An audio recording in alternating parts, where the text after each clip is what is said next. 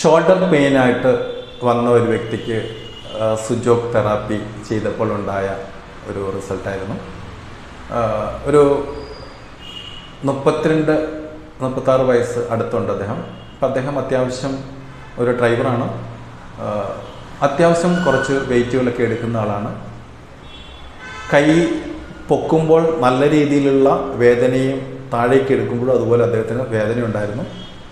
നമ്മളത് കൃത്യമായിട്ട് small ഇൻറ്റസ്റ്റൈനും large ഇൻറ്റസ്റ്റൈനും വൻകുടലും ചെറുകുടലും നോക്കി സെൻട്രൽ നെർവസ് സിസ്റ്റത്തിൽ കറക്ഷൻ കൊടുത്ത് ഷോൾഡറിൻ്റെ കറസ്പോണ്ടൻസിൽ നമ്മൾ ട്രീറ്റ്മെൻറ്റ് ചെയ്ത് കഴിഞ്ഞപ്പോഴത്തേക്കിന് അദ്ദേഹത്തിൻ്റെ കൈ പൂർണ്ണമായിട്ടും അദ്ദേഹം കൈ പൊക്കുകയും അദ്ദേഹത്തിൻ്റെ ആ ഷോൾഡർ പെയിനും ഓൾമോസ്റ്റ് നമുക്ക് മാറിയതായിട്ട് കാണാൻ സാധിച്ചിട്ടുണ്ട്.